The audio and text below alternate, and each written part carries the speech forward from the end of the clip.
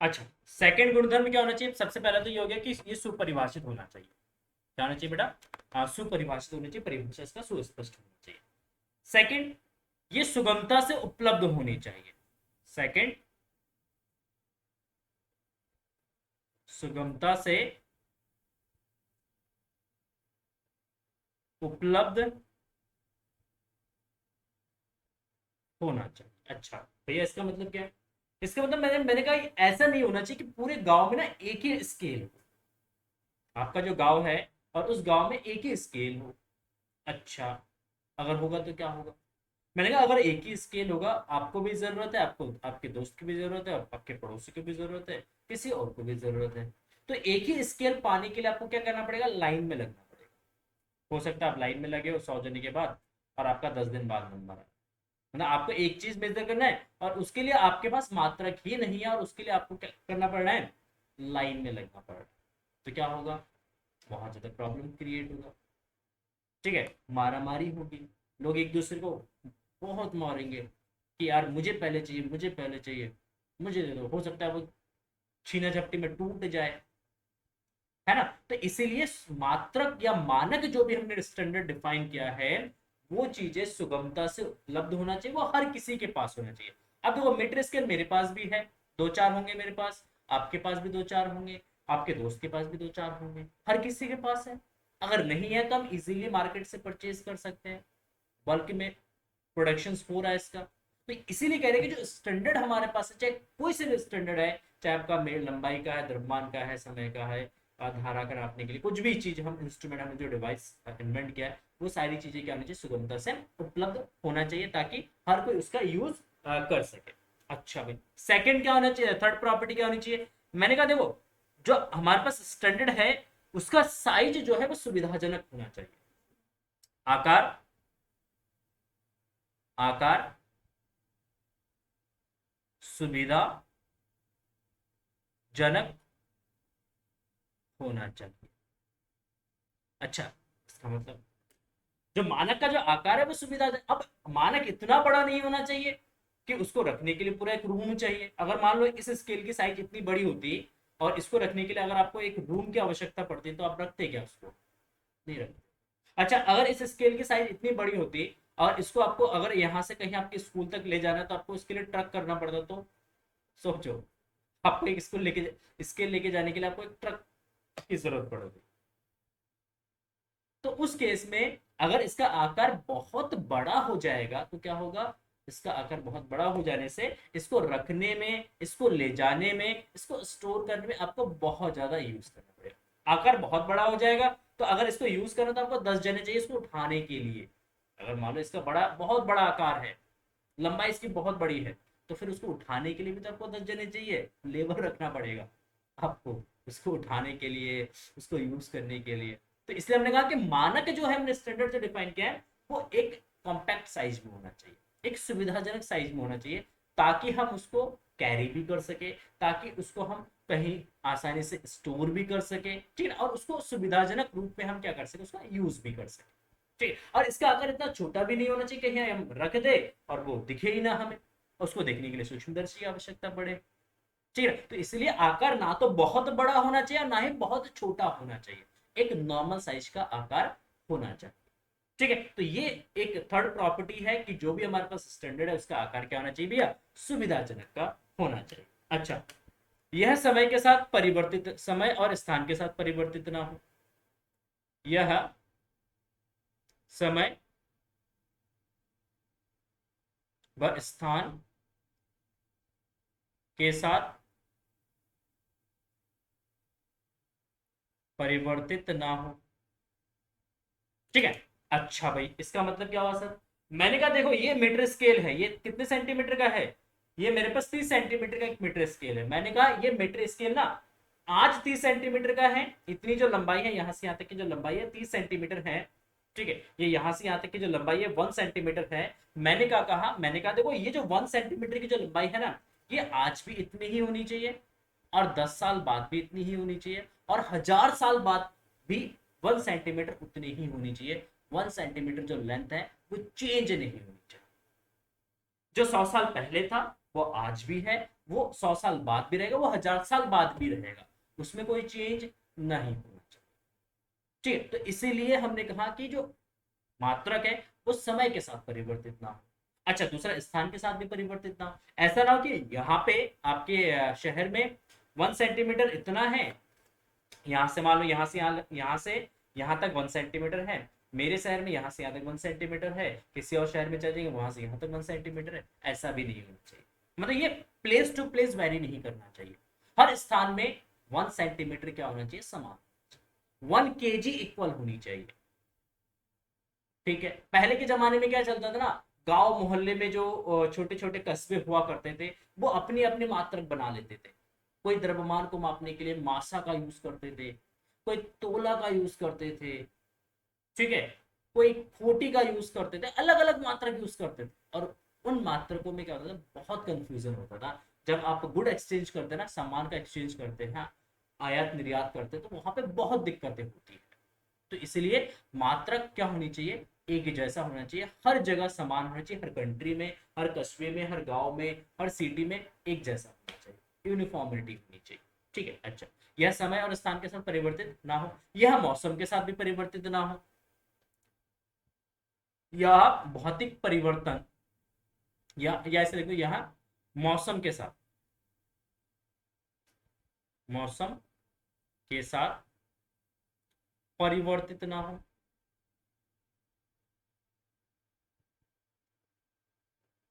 मौसम के साथ परिवर्तित ना हो। क्योंकि मौसम, कभी बहुत ज्यादा ठंड पड़ जाती है, कभी बहुत ज्यादा गर्मी हो जाती है, कभी बहुत ज्यादा बारिश हो जाती है। तो जब मौसम चेंज होता है तो टेम्परेचर चेंज होता है, प्रेशर चेंज होता है, एटमोस्फेयर की ह्यूमिडिटी चेंज होती है, आर्द्रता जिसको हम बोलते हैं। तो अगर ये सारी चीजें चेंज हो रही है तो उसका प्रभाव जो है मानक पे नहीं पड़ना चाहिए, स्टैंडर्ड पे नहीं पड़ना चाहिए।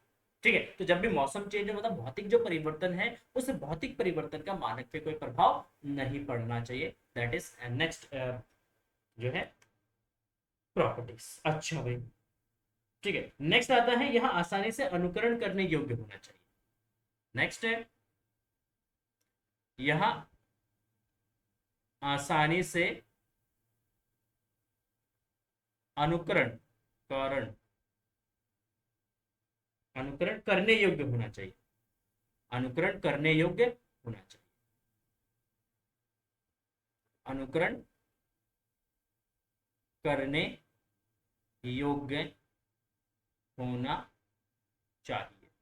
ठीक है, अनुकरण का मतलब, ये मीटर स्केल अगर आप एक कक्षा एक के बच्चों को भी सिखा दोगे ना कि लेंथ कैसे मेजर करना है, वो भी मेजर कर दो।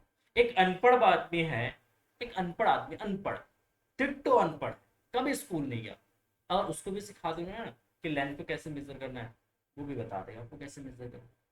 उसको बता दोगे ना द्रव्यमान कैसे मेजर करना है, पता ही होता है सबको, द्रव्यमान कैसे मेजर करते हैं। चाहे डिट्टो अनपढ़ है उसको भी पता है, पागल है उसको भी पता है। तो जो हमें मात्रक हमने जो डिफाइन किया है, उसका अनुकरण मतलब उसका उपयोग करना सबको आना चाहिए। ये नहीं मीटर स्केल मुझे यूज करना आता है, अब आपको जरूरत है तो आप मुझे बुला रहे हो, किसी और को जरूरत है वो मुझे बुला रहे, ऐसा नहीं होना चाहिए। कि मैं भी तो बिजी हूँ ना, मैं थोड़ी जा पाऊंगा हर जगह। ठीक है, तो इसीलिए जो भी हम स्टैंडर्ड डिफाइन करें, जो भी उसका इंस्ट्रूमेंट बना रहे हैं, तो वो आसानी से क्या होना चाहिए, अनुकरण करने योग्य होना चाहिए। ठीक है, तो that is the most important properties of standard. मानक के आधारभूत गुणधर्म है, और इन्हीं गुणधर्म का आपको पालन करना है अगर आप कोई भी स्टैंडर्ड डिफाइन करते हैं बेटा। अगर कोई भी स्टैंडर्ड अगर आप डिफाइन कर रहे हो तो आप इसका, इन बातों का आप ध्यान जरूर रखें। ठीक है, और कोशिश करेंगे कि आप भी स्टैंडर्ड डिफाइन करो और उनका हम उपयोग करें अपने दैनिक जीवन। चलिए, अब आते हैं मात्रकों के प्रकार। किसकी बात करते हैं, मात्रकों के प्रकार। अच्छा, कितने प्रकार के मात्रक है भाई, हमने कहा देखो यहाँ पे हमारे पास दो प्रकार के मात्रक, हमने कहा भाई देखो हमारे पास दो प्रकार के मात्रक है, एक मूल मात्रक है और एक व्युत्पन्न मात्रक है। एक है मूल मात्रक, मूल मात्रक, और दूसरा है व्युत्पन्न। अच्छा, कल हमने पढ़ाया था आपको कि दो प्रकार की भौतिक राशियां होती है, एक मूल भौतिक राशियां होती है, एक व्युत्पन्न भौतिक राशि होती है। तो जो मूल भौतिक राशियां है उन मूल भौतिक राशियों के मात्रकों को हम मूल मात्रक कहते हैं। और ये जो मूल मात्रक है ये एक दूसरे से क्या होते हैं, स्वतंत्र होते हैं, और इसको और छोटी से छोटी इकाइयों के रूप में हम नहीं तोड़ सकते हैं। ठीक है, तो ऐसे मात्रकों को हम क्या बोलते हैं, मूल मात्रक कहते हैं। व्युत्पन्न मात्रक बेटा वो मात्रक होते हैं जो मूल मात्रकों पे निर्भर करते हैं, या जो मूल मात्रकों से बने होते हैं, या वो मूल मात्रकों पे, या जो व्युत्पन्न मात्रक उनको मूल मात्रकों में हम तोड़ सकते हैं। मतलब कुल मिला के जो व्युत्पन्न मात्रक है उसके अंदर मूल मात्रक होते हैं, मूल मात्रक एक दूसरे से क्या होता है, स्वतंत्र होते हैं। तो यहाँ पे देखेंगे मूल मात्रक, मूल भौतिक राशियों के, हेडिंग डाला होता मूल, मूल भौतिक राशियों के मात्रकों को मूल भौतिक राशियों के मात्रकों को मूल मात्रक कहते हैं। क्या कहते हैं बेटा, मूल मात्रक कहते हैं। मूल भौतिक राशियों के मात्रकों को हम मूल मात्रक कहते हैं, और ये एक दूसरे से क्या होते हैं, स्वतंत्र होते हैं, और यह एक दूसरे से स्वतंत्र,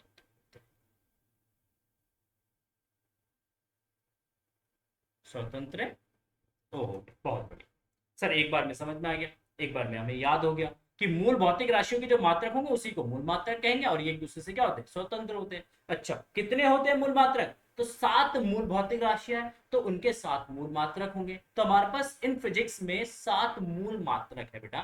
ठीक है, देयर आर 7 मूल fundamental units, there are 7 fundamental units. देखो कौन कौन से हैं भाई, अगर द्रव्यमान की बात करते हैं, द्रव्यमान की बात करते हैं, इसका मात्रक क्या होता है, किलोग्राम, केजी, जिसको हम बोलते हैं क्या, केजी।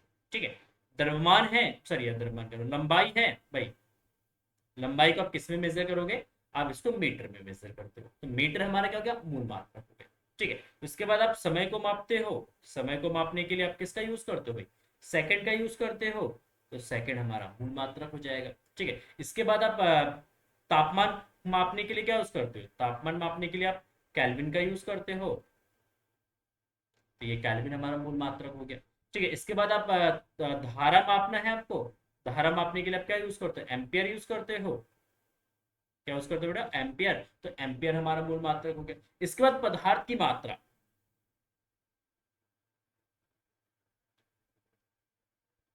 पदार्थ की मात्रा, पदार्थ की मात्रा को मेजर करना है, तो इसको आप किस में मेजर करते हो, इसको आप मोल में मेजर करते हो, किस में मेजर कर रहे हो, मोल में मेजर कर रहे हो। अच्छा भाई, इसके बाद पदार्थ की मात्रा मोल, अच्छा भाई बहुत बढ़िया।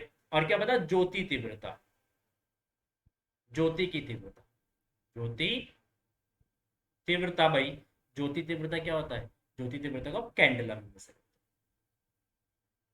सीडी से इसको रिप्रेजेंट करते हैं, इसको एम ओ एल से रिप्रेजेंट करते हैं बेटा, और मीटर को एम से रिप्रेजेंट करते हैं, सेकंड को आपका एस से रिप्रेजेंट करते हैं, केल्विन को आप के से रिप्रेजेंट करोगे, एम्पियर को ए से या ए एम पी से। ठीक है, तो ये हमारे पास क्या है, 7 मूल मात्रक है, 7 मूल भौतिक राशियां और उनके 7 मूल मात्रक है, और ये जो मात्रक है इसी को जो है ऐसे सिस्टम के अंदर डिफाइन किया गया। अच्छा, ये तो क्या मूल मात्रक, इसके साथ ही व्युत्पन्न मात्रक क्या होते हैं भाई, व्युत्पन्न मात्रक की डेफिनेशन देखो यहाँ पे, तो व्युत्पन्न मात्रक,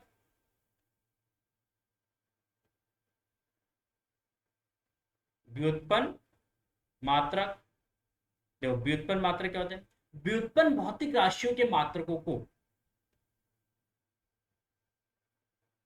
व्युत्पन्न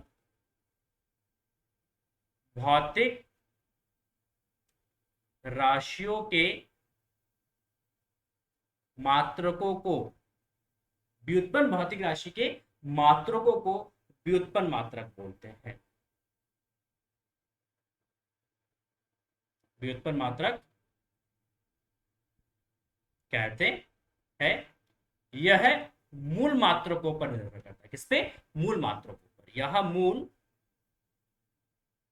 मात्रकों पर निर्भर करता, थोड़ा सा राइटिंग सही नहीं बन पा रहा आज, पता नहीं क्यों, उसके लिए सॉरी। ठीक है, तो व्युत्पन्न मात्रक, व्युत्पन्न भौतिक राशियों के मात्रकों को हम व्युत्पन्न मात्रक कहते हैं। यह मूल मात्रकों पर क्या करता है बेटा, निर्भर करता है। जैसे जैसे उदाहरण के लिए भाई, जैसे जैसे भाई उदाहरण के लिए जैसे बेग हो गया, बेग का मात्रक होता है बेटा, बेग का मात्रक होता है मीटर पर सेकंड होता है बेटा। ठीक है ना। त्वरण हो गया, त्वरण का मात्रक होता है मीटर पर सेकंड का स्क्वायर। जैसे आपका बल हो गया बेटा, बल जो है इसका होता है न्यूटन। ठीक है ना, आदि और भी बहुत सारे, बहुत सारे। ठीक है, आदि। तो वेग, त्वरण, बल, ये सब क्या है, ये व्युत्पन्न मात्रा, सॉरी व्युत्पन्न भौतिक राशियां है। और इनके जो मात्रक है मीटर पर सेकंड, मीटर पर सेकंड स्क्वायर, न्यूटन, ये सब क्या है, इसको हम बोलते हैं व्युत्पन्न मात्रक। ठीक है, तो अब इन व्युत्पन्न मात्रक को देखो, तो यहाँ पे मीटर मूल मात्रक है, सेकंड मूल मात्रक है, मीटर सेकंड स्क्वायर, ये दोनों क्या है, ये भी आपका मूल मात्रक। तो व्युत्पन्न मात्रक के अंदर आपको क्या दिखेंगे, मूल मात्रक। ठीक है, तो आप यही बोलते हो कि जो व्युत्पन्न मात्रक है वो मूल मात्रकों से बने होते हैं या मूल मात्रकों पर वो निर्भर करते हैं। तो यहां तक क्लियर है, मूल मात्रक और व्युत्पन्न मात्रक। अब बात करते हैं मात्रकों की पद्धति, सिस्टम ऑफ यूनिट्स। किसकी बात करते हैं, सिस्टम ऑफ यूनिट्स की बात करते हैं, मात्रकों की पद्धति की बात करते हैं, मात्रकों की पद्धति।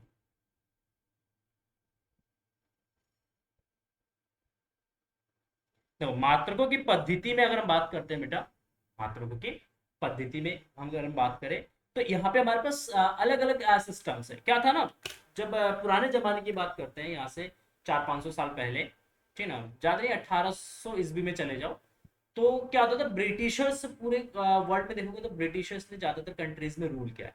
ठीक है, और ब्रिटिशर्स के अगेंस्ट कुछ कंट्रीज थे उस टाइम में, तो उनका दोनों का 36 का आंकड़ा चलता था, दोनों का क्या चलता था, 36 का आंकड़ा। तो इस खुंदस में आके उन्होंने क्या करा, इस खुंदस में आके उन्होंने क्या करा था कि अपना अपना सिस्टम उन्होंने डेवलप किया था। जो फ्रेंच लोग हुआ करते थे, फ्रांसीसी, ठीक है, उन्होंने क्या करा, उन्होंने कहा भाई देखो हम अपना सिस्टम यूज करेंगे, हम तो भाई ब्रिटिशर्स के नहीं मानते हैं, हम उनके सिस्टम को अडॉप्ट नहीं करेंगे, हम अपना सिस्टम चलाएंगे। तो फ्रेंच लोगों ने क्या करा, अपना सिस्टम उन्होंने डेवलप किया और अपना सिस्टम उन्होंने नेम दिया सीजीएस सिस्टम। तो पहला यहाँ पे सिस्टम डेवलप हुआ बेटा सीजीएस सिस्टम, जिसको फ्रेंच लोगों ने जो है डेवलप किया मात्रकों की पद्धति में, सीजीएस। इसका मतलब सेंटीमीटर, ग्राम, सेकंड। मतलब फ्रेंच लोगों ने कहा अगर आपको लंबाई मापना है तो आप सेंटीमीटर में मापो, आपको द्रव्यमान मापना है तो आप ग्राम में मापो, अगर आपको समय मापना है आप सेकंड में मापो। तो फ्रेंच और फ्रेंच के जो फ्रेंड कंट्रीज हुआ करते थे, फ्रेंड के साथ जो मिलके काम करते थे, उन्होंने कहा ठीक है हम यही सिस्टम अडॉप्ट करेंगे पूरे जितने भी हम 8-10 कंट्रीज है, हम इन्हीं सिस्टम्स को अडॉप्ट करेंगे। तो उन्होंने सीजीएस सिस्टम को अडॉप्ट किया, सेंटीमीटर, ग्राम और सेकंड। अच्छा, तो ब्रिटिशर्स को लगा यार हम तो इनका सिस्टम अडॉप्ट नहीं करेंगे, हम अपना सिस्टम बनाएंगे। तो फिर ब्रिटिशर्स ने क्या करा, अंग्रेजों ने अंग्रेजों ने क्या करा, अंग्रेजों ने कहा हम अपना सिस्टम बनाएंगे, और उन्होंने अपना सिस्टम बनाया एफ बी, इसको हम ब्रिटिशर सिस्टम भी हम बोलते हैं। लिख लेना, काम की बात जो जो बोल रहा ना मैं, आप नोट करते जाना अपने नोटबुक में, ठीक है ना, पूरी चीजें मैं लिखवा नहीं रहा, बोल दे रहा हूँ, उसी को आप लिखते चलना जो जो आपको काम का पॉइंट्स लगता है। सीजीएस किसने अडॉप्ट किया था, फ्रेंच लोगों ने, ये इसलिए हम इसको फ्रेंच सिस्टम भी बोलते हैं। एफपीएस सिस्टम किसने अडॉप्ट किया था, ब्रिटिशर्स ने अडॉप्ट किया था, इसलिए हम इसको किस ब्रिटिशर सिस्टम भी बोलते हैं। एफपीएस का मतलब क्या है, एफपीएस का मतलब उन्होंने कहा देखो लंबाई को अगर आपको मेजर करना है तो आप फुट में मेजर करोगे। किस में मेजर करोगे, फुट में मेजर करोगे। अभी भी देखो इंडिया में बहुत जगह ऐसे हैं लंबाई को जब मेजर करनी होती है हम फुट में मेजर करते हैं। आपको जमीन खरीदना है तो आप कहते हैं कितनी फुट, कितनी फीट बाय कितनी फीट की है ना। अच्छा तुम्हारी लंबाई कितनी है, आप कहते हैं सर मेरी लंबाई 6 फुट 5 इंच की है, मेरी लंबाई तो 5 फुट 9 इंच की है। तो अभी भी हम लंबाई हो गया, ठीक ना, जमीन खरीदना है तो जमीन की लंबाई जो हो गया वो सब किस में मेजर करता है, अभी भी फुट में मेजर करते हैं। अच्छा भैया, अब फिर जो है ब्रिटिशर्स ने कहा अगर हमें द्रव्यमान मेजर करना तो हम पाउंड में मेजर करें, इसमें पाउंड, हम पाउंड में मेजर करेंगे। अच्छा आप देखो शॉप पे जाते हो, आप कहते हो सर मुझे केक चाहिए, तो दुकानदार आपसे पूछता भैया बताओ कितने पाउंड का केक चाहिए आपको, कितना बड़ा पार्टी दे रहे हो आप, कितने जने आएंगे? अच्छा 50 जने आएंगे, तो 5 पाउंड तो चाहिए केक, है ना? ऐसे तो पूछता है। तो जब भी हम केक लेने जाते हैं तो केक किस में मिलता है आपको? पाउंड में मिलता है, और एक पाउंड में 450 ग्राम होता है। एक पाउंड में 450 ग्राम। ठीक है, तो ब्रिटिशर्स ने कहा भाई हम पाउंड में मेजर करेंगे, द्रव्यमान। ठीक है, तो उन्होंने पाउंड में मेजर करा, तो food pound, food F, pound P, और फिर समय को उन्होंने कहा हम सेकंड में ही मेजर करेंगे। इसमें हम कॉम्प्रोमाइज कर लेते हैं, सेकंड में ही हम टाइम को मेजर करें, क्योंकि समय सबके लिए एक है भाई, समय किसी की नहीं सुनता है, समय सबके लिए एक है। अच्छा, इसके बाद फ्रेंच लोगों ने कहा देखो यार, जो हमने सीजे सिस्टम बनाया ना, फ्रेंच लोगों ने कहा यार हमने जो सीजे सिस्टम बनाया ना, ये ना कुछ जो है इसमें न्यूमेरिकल वैल्यू जो है, जो मैग्नीट्यूड है ना, वो बड़ा बड़ा आता है। अगर हमें मान लो इस रूम की लंबाई मेजर करनी है, तो इस रूम की लंबाई 10 मीटर है, तो अगर आप सेंटीमीटर में चलो 1000 सेंटीमीटर है, तो 1000 जो मैग्नीट्यूड है बहुत बड़ा है। तूने कहा यार सीजीएस ना छोटा हो रहा है बहुत, तो एक काम करते हैं इसका बड़ा भाई निकालते हैं। फ्रेंच लोगों ने कहा यार सीजीएस ना छोटा हो रहा है, तो हम क्या करते हैं इसका जो है एक्सटेंडेड वर्जन निकालते हैं, एक प्रो वर्जन निकालते हैं। और उन्होंने कहा सीजीएस का ही एक प्रो वर्जन उन्होंने बना दिया, बड़ा भाई बना दिया, एम के। तो एम के सिस्टम भी किसने अडोप्ट किया भाई? किसने दिया हमें? फ्रेंच लोगों ने दिया। अच्छा, एम के सिस्टम, ओके भाई।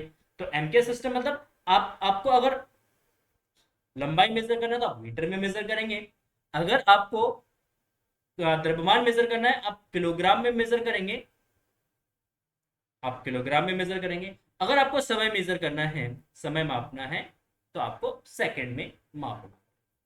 तो एक तो हो गया हमारा सीजीएस सिस्टम, एक एफपीएस सिस्टम, एक हो गया एमकेएस सिस्टम, बहुत सालों तक चलता रहा, 100-200 सालों तक यही सिस्टम राज करता रहा पूरे वर्ल्ड में। फिर आई यूनिफॉर्मिटी करीब 20 सेंचुरीज में। 20 सेंचुरीज में क्या हुआ? सारे साइंटिस्ट बैठ गए भाई मीटिंग में, बुलाया गया सबको कि आ जाओ भाई मीटिंग है आज, सबको आना पड़ेगा। तो अलग अलग कंट्रीज से सब बड़े बड़े साइंटिस्ट फिजिक्स के आए उन्होंने, और मीटिंग अटेंड किया जेनेवा में। ठीक है ना, जनेवा, ठीक है ना, जनेवा में मीटिंग हुई, बहुत बड़ी मीटिंग हुई, कई दिनों तक मीटिंग चलती रही। उन्होंने कहा देखो यार अलग अलग कंट्रीज ना अलग अलग सिस्टम जो है अडोप्ट कर रहे हैं। ब्रिटिशर्स तो कहते हैं हम पीएससी ही हम अडोप्ट करेंगे, और जो है फ्रेंच लोग कहते हैं हम सी केएससी अडोप्ट करेंगे, और उससे जो मित्रता वाली कंट्रीज है वो भी इन्हीं की ही चलते चलते अलग अलग सिस्टम्स ही यूज कर रहे हैं। तो इसमें ना बहुत प्रॉब्लम होती है हमें, अगर हम ब्रिटिशर के साथ व्यापार करते हैं, गुड्स लेते हैं उनके साथ, सामान लेते हैं, तो वो कहते हैं यार हम तो पाउंड में देंगे, और हमें पाउंड समझ में नहीं आता है, फिर हमें पाउंड बैठ के में पाउंड में फिर उसको कन्वर्ट करना होता है।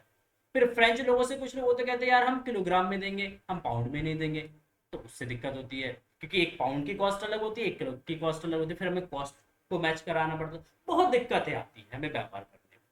तो फिर सबने कहा फिर करा क्या जाए, इसका सॉल्यूशन क्या? तो सब साइंटिस्टों ने कहा भाई देखो इसका एक ही सॉल्यूशन है, हम पूरा यूनिफॉर्मिटी लेके आए, पूरे वर्ल्ड में जितनी भी कंट्रीज है उन सभी कंट्रीज में एक ही सिस्टम लागू हो, एक ही सिस्टम अडॉप्ट करे हर एक कंट्री।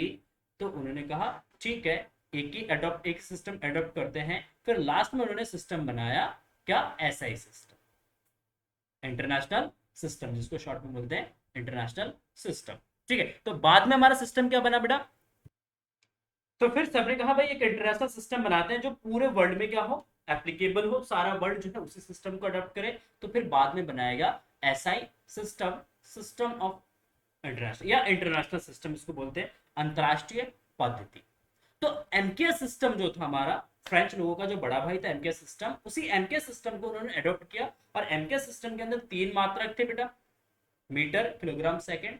ऐसे सिस्टम के अंदर इन्होंने क्या करा, 7 फंडामेंटल जो यूनिट्स है उनको इन्होंने अडॉप्ट किया। ऐसे सिस्टम के अंदर कितने फिजिकल क्वांटिटीज को डिफाइन किया उन्होंने, सॉरी कितने यूनिट्स को डिफाइन किया उन्होंने? उन्होंने 7 यूनिट्स को उन्होंने डिफाइन किया, फंडामेंटल यूनिट्स को। कौन कौन से? तो ऐसे सिस्टम क्या बेटा? इंटरनेशनल सिस्टम, अंतरराष्ट्रीय पद्धति है, इसको क्या बोलते हैं? मात्रकों की अंतरराष्ट्रीय पद्धति, international system of units, international system of units. ठीक है, जिसको हम इंटरनेशनल सिस्टम ऑफ यूनिट्स बोलते हैं। इसके अंदर कितने फिजिकल क्वांटिटीज को डिफाइन किया? इसके अंदर, इसके अंदर 7 मूल मात्रकों को परिभाषित किया। ठीक है, इसके अंदर 7 मूल मात्रकों को क्या करा बेटा, परिभाषित किया। कौन कौन से मूल मात्रक भाई, मूल मात्रक कौन कौन से हैं, अभी आपको पढ़ा है, किलोग्राम, लिख देता हूं, केजी, मीटर, सेकंड, एम्पियर, ठीक है, टेम्परेचर के लिए केल्विन, और इसके बाद ज्योति तीव्रता के लिए कैंडला, एन पदार्थ की मात्रा के लिए। तो ये 7 मूल मात्रक है, और इन 7 मूल मात्रकों को जो है इंटरनेशनल सिस्टम के अंदर उन्होंने अडॉप्ट किया। ठीक है, और इसके अलग अलग डेफिनेशन है, आप अगर आप बुक में जाएंगे बेटा, इनकी सभी डेफिनेशन है स्टैंडर्ड डेफिनेशन। एक स्टैंडर्ड डेफिनेशन आपको एनसीईआरटी बुक में या कोई भी आपके पास फिजिक्स की बुक है तो उसके अंदर डिफाइन हुआ कि 1 केजी को उन्होंने डिफाइन किया, 1 केजी कितना होना चाहिए, 1 मीटर कितना होना चाहिए, 1 सेकंड कितना होना चाहिए, 1 एम्पियर कितना होना चाहिए, वो सारा स्टैंडर्ड डेफिनेशन है, आपको एनसीईआरटी बुक के अंदर मिल जाएगा। तो आप उन एनसीईआरटी बुक से खाली उसको पढ़ लेना, याद करने की जरूरत नहीं है। 1 केजी की परिभाषा याद करने की जरूरत नहीं है, 1 मीटर की परिभाषा याद करने की, बस एक बार पढ़ लेना, आपको थोड़ा सा आइडिया मिल जाएगा कि हाँ 1 मीटर कितना लेंथ होता है, 1 केजी कितना द्रव्यमान होता है। ठीक है, बस इतना आपको क्या करना है, पढ़ लेना। ठीक है, क्लियर है। तो ये सेशंस, आज के सेशंस में हमने डिस्कस किया मात्रकों के बारे में, मात्रक कितने प्रकार के होते हैं, और मात्रकों के सिस्टम कौन कौन से सिस्टम्स हमने मात्रकों के लिए बनाए हैं। 4 सिस्टम हमने बनाए, सीजीएस, एफपीएस, एमकेएस और एसआई सिस्टम हमारे पास है। ठीक है, तो कल के सेशंस में हम डिस्कस करेंगे बेटा बीमा। क्या डिस्कस करेंगे हम, बीमा डिस्कस करेंगे। ठीक है, बीमा। अच्छा, यहाँ पे एक चीज और बता दो थोड़ा सा, यहाँ पे ये कॉन्सेप्ट, यहाँ पे टॉपिक हमने पढ़ा था, थोड़ा सा भी ध्यान है मुझे। जैसे यहाँ पे हमने पढ़ा था ना आंकिक मान, जो आंकिक मान है, इसी टॉपिक को थोड़ा सा एक्सटेंड करता हूँ आगे मैं, हाँ, इसी टॉपिक को यहाँ पे मापन के लिए आवश्यक कि 2 चीजें, इसी को थोड़ा सा एक्सटेंड करूंगा आगे। ठीक है ना, इसको देख लेना बेटा आप लोग।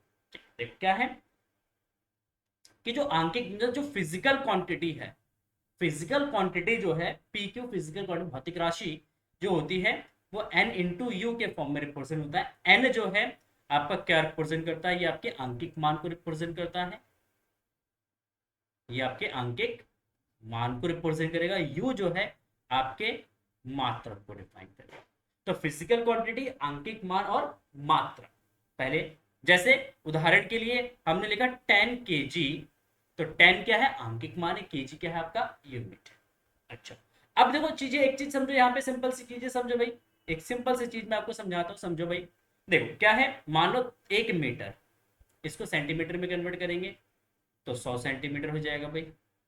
इसको मिलीमीटर में कन्वर्ट करेंगे तो कितना हो जाएगा, 1000 मिलीमीटर। यही तो होगा ना।